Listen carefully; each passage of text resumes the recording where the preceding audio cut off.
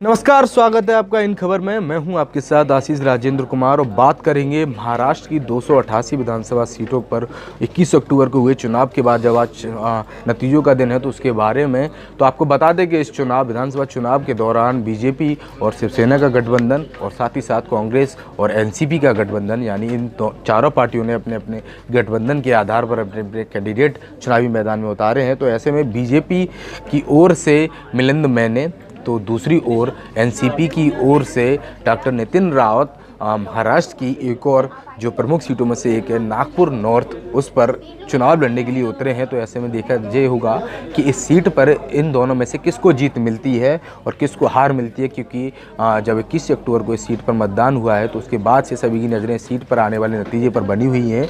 ऐसे में जानते हैं और कौन कौन उम्मीदवार इन दोनों नेताओं के अलावा सीट पर मौजूद है। तो वहीं 2014 में इस सीट का इतिहास क्या रहा था, एग्जिट पोल ने क्या कहा था, वो सारी जानकारी मैं आपको इस वीडियो में दूंगा। जैसा कि आप तस्वीरों में देख सकते हैं कि एक और नितिन रावत हैं तो दूसरी ओर मिलिंद मैने हैं जो कि बीजेपी की और शिवसेना गठबंधन के आधार पर चुनावी मैदान पर हैं।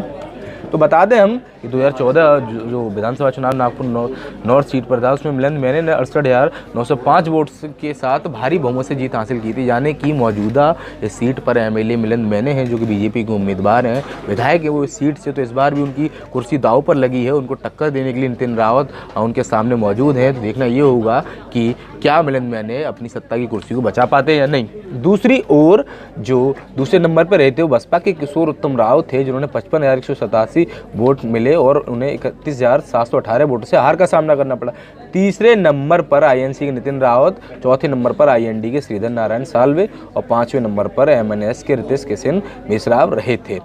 अब क्या पूरा जो इस बार नतीजा आएगा उसमें फेरबदल देखने को मिलेगा, इन सब पर सभी की निगाहें रहेंगी। आईएनसी में थे तब नितिन रावत, लेकिन अब गठबंधन के आधार पर एनसीपी की ओर से चुनावी मैदान पर हैं। तो ये दो बड़े नेता हैं जो इस सीट पर जद्दोजहद कर रहे हैं, जो विधानसभा चुनाव है नागपुर नॉर्थ का जीत हासिल करने के लिए। तो मुकाबला काफ़ी रोचक है। काउंटिंग थोड़ी बहुत देर में शुरू हो गई है लगभग और नतीजे भी आने शुरू हो जाएंगे। तो देखना ये होगा कि इन दोनों नेताओं में से किसके सर जीत का सेहरा सजता है।